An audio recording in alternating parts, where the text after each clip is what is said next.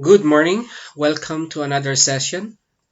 For today's topic, we're going to discuss about strategic business objectives of information systems. So this will be part one of three series, and we shall be using the new CIO to demonstrate the concepts that we're going to discuss today.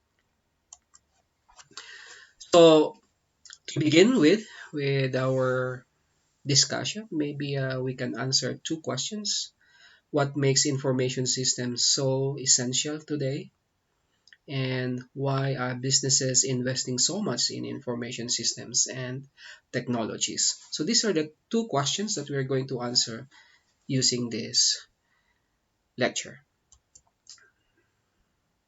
So first and foremost, companies, business enterprise invest in information systems in order to achieve operational excellence. So businesses continuously seek to improve the efficiency of their operations in order to achieve higher profitability, maybe by reducing cost of operations or by being able to sell more, okay? Or a combination of both. So information systems and information technologies are some of the tools available to managers today for achieving higher levels of efficiency and productivity in business operations. Yeah, so in terms of efficiency, we are able now to deliver more products, okay, with least cost. We are able to reduce waiting time. We are able to reduce turnaround time. We are able to increase throughput or output, okay, and we reduce waste, okay, in our business operations. Of course, coupled with changes in business practices, okay, using quality management, okay, and then innovation, all of these business practices, and of course, a change in management behavior. All right, so management are able to make better decisions. Okay, they don't delay. They make decisions more accurately, especially in an environment wherein time is of an essence. All right. So Walmart, for example, exemplifies the power of information systems coupled with brilliant business practices and supportive management. They digitally link their suppliers to every store. So now suppliers are able to see inventories and they are able to replenish, these inventories in a just in time uh, framework or models. Okay. So as soon as a customer purchases an item, the supplier monitoring the item knows to ship a replacement to the shelf. Okay, so Walmart will never run out of inventories or supplies because the suppliers are monitoring the items in a constant basis. Okay, thereby achieving sales of more than $428 per square foot. Okay, so meaning nothing is wasted in the warehouse, in the storing inventories. So almost all spaces at Walmart is generating a revenue. Okay, so again, another reason why businesses invest in information systems because they wanted to produce new products, offer new services, and maybe come up with new business models. Okay, so information systems and technologies are a major enabling tool for companies to create new products and services, as well as come up with an entirely new business models. So a business model is describe how a company produces, delivers, and sells a product or service. We're going to discuss more about business models in our next session. All right. So Apple, for example, transformed an old business model of music distribution based on vinyl records, tapes, and CDs into an online legal distribution model based on its own iPod technology platform.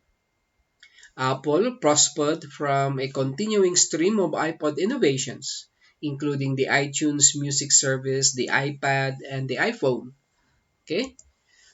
Next is customer and supplier intimacy. So when a business really knows its customers and serves them well, the customers generally respond by returning and purchasing more. As we have learned in our previous discussions, okay, companies have to respond rapidly in changing customer demands. Okay, so if we are able to know our customers and serve them well, the customers will respond by returning and purchasing more. Okay, this will raise revenues and profits, of course. On the other hand, when the business engages its suppliers, the better the suppliers can provide vital inputs. Okay, and this will lower costs as well. Okay, so in the past, companies have a hard time dealing with suppliers. They even dictate the mode of payment, they dictate the quantity and the quality, and we are at the mercy of the suppliers. So, but if we build this intimacy with our suppliers, of course, this will lower costs. Okay. The Mandarin Hotel, for example, this hotel use computers to keep track of guest preferences such as room temperature, check-in time, frequently dialed telephone numbers, and television programs. Thereby, we achieve personalized service.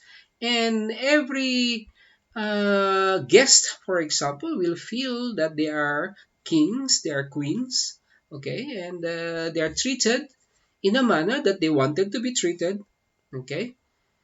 And it's the service that is being provided to each and individual guest is personalized and customized. JC Penney, every time a dress shirt is bought in any JC Penney store in the US, the record of the sale appears immediately on computers in Hong Kong at the Tal Apparel Limited supplier. Okay, so Tal runs the numbers through a computer model and then decides how many replacement shirts to make in what styles, colors, and sizes. That way, you know, uh, JCPenney is able to manage their inventory in a more efficient way. Okay, so Tal sends the shirts to its JCPenney store, bypassing completely the retailer's warehouses. In other words, JCPenney's shirt inventory is near zero, as is the cost of storing it. Another reason why companies invest in information systems is because they wanted to improve decision making.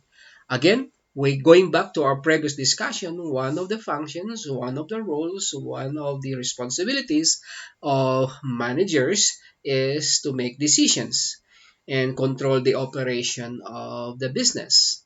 So when managers rely on forecasts, best guesses, and luck, well, what's the end result? Well, we have overproduction, underproduction of goods and services, and sometimes misallocation of resources and achieving poor performance time.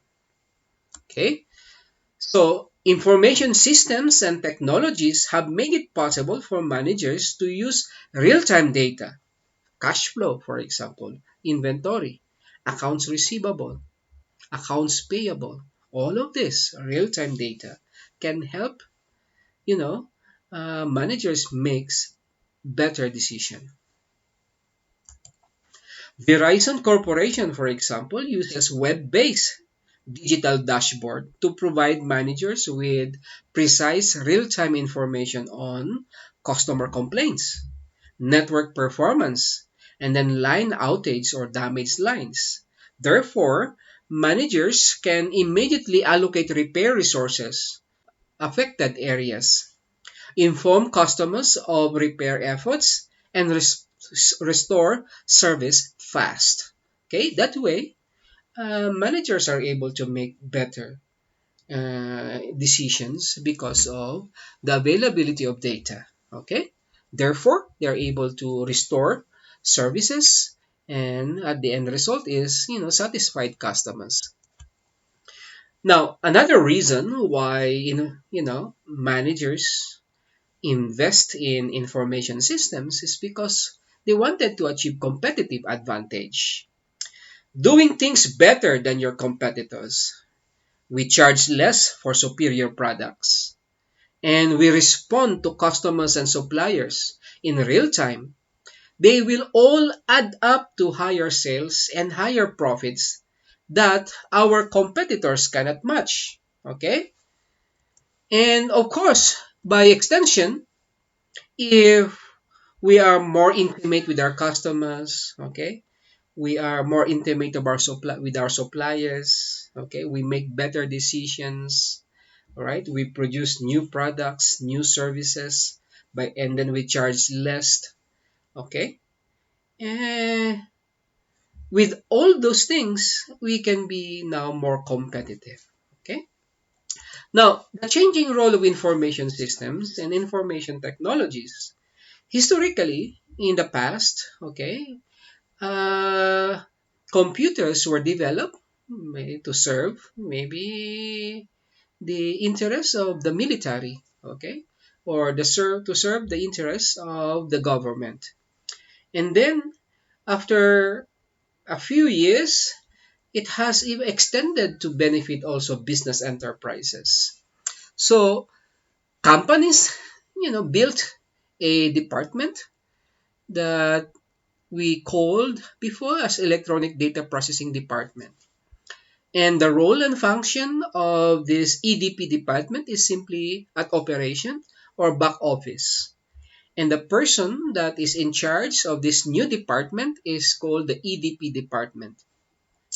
Eventually, okay, the department evolved into something like management information system department. Okay, and the role and the function is no longer just to make it operational and just it's not only back office, but information systems are able now to generate information, of course, to support managers in their decision making.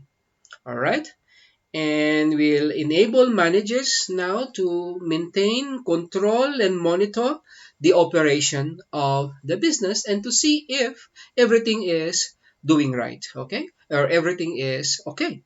All right, so and the role of the head of IT has already also evolved, okay. So from an EDP manager we are now seeing IT directors, okay. Now, in the past few years, again, the role of information systems have evolved again. Okay, from simply support to an enabler. Okay, so that's why we are seeing now strategic information systems.